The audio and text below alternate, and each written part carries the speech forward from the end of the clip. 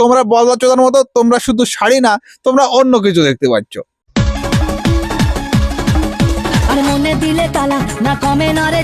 বিশাল বড় তালা লাগবে বৌদির, বানাও তারপরে আমি দেখছি।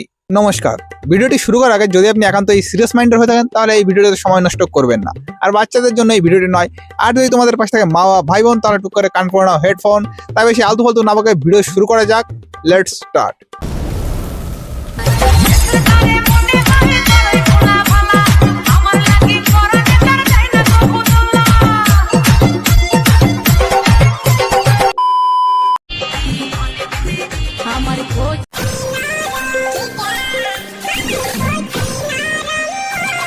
ওয়াও বৌদি, ওটা শুধু তোমার কচি নরম মন না, ওটা তোমার বিশাল বড় কচি নরম মন। আর তোমার ওই কচি নরম মন যে কোনো লোকে কাছে নিতে চায় না, ওকে উঠানো সম্ভব না সাধারণ মানুষের দ্বারা। ওটা উঠানোর জন্য স্বয়ং বাহুবলীকে আসতে হবে, কারণ অত বড় মন ওই আমার মতো রোগা পাতলা ছেড়ে তো পারবে না। আর মোটা সোটা যারা জিম করে সম্পূর্ণ তাদেরই দরকার। সঠিক বলেছেন। তুমি লম্বা, আমি খাটো, তোমার হার্টবিট কাঁপানোর জন্য আমি একাই যথেষ্ট। শুধু হার্টবিট না বৌদি, তুমি আরো অনেক কিছুই কাঁপাতে পারো। তুমি একটু খোঁজ খবর নিয়ে দেখো, ছেলেবেলে তোমার কথা ভেবে অনেক কিছুই কাঁপিয়ে ফেলছে। समझ रहे हो आप?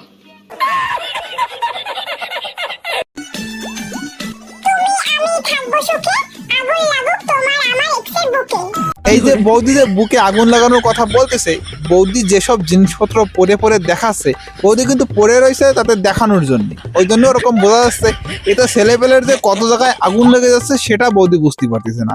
নিঃসন্দেহে তুই ঠিক কথা বলেছিস। অতিরিক্ত ভালোবাসা পেলে শুনেছি মানুষ নাকি বাচ্চা হয়ে যায়, কিছু কিছু যেমন সুরের বাচ্চাও হয়ে যায়, এটা আমার জানা ছিল না। ঠিক বৌদি, আমি এই তোমার ভিডিও না দেখলে আমি বুঝতেই পারতাম না যে অতিরিক্ত ভালোবাসা পেলে কি হতে পারে।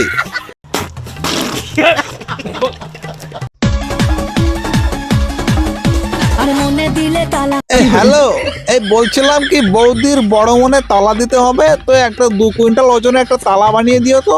বিশাল বড় মন তো, বিশাল বড় তালা লাগবে বৌদির, বানাও তারপরে আমি দেখছি।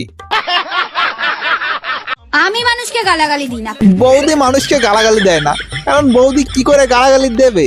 বৌদির এত সুন্দর সুন্দর ভিডিও দেখে লোকে এসে বৌদিকে গালাগালি দিয়ে যায়, আর বৌদি খুব মজাও পায়। अच्छा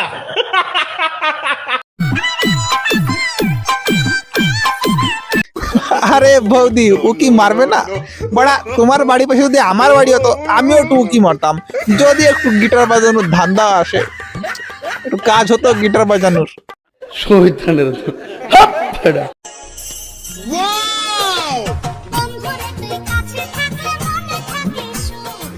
বৌদি এখানে কি পড়ে আছে জানো তোমরা? বৌদি এখানে পড়ে আছে শাড়ি, তবে এটা যেমন তেমন শাড়ি না, এটা হচ্ছে জাদুর শাড়ি। এটা যে যোগ্য সেই দেখতে পাই, যেরকম আমি দেখতে পাচ্ছি। আর তোমরা বলবাচ্চোদার মতো তোমরা শুধু শাড়ি না, তোমরা অন্য কিছু দেখতে পাচ্ছ। বুঝো না এই ব্যাপারটা।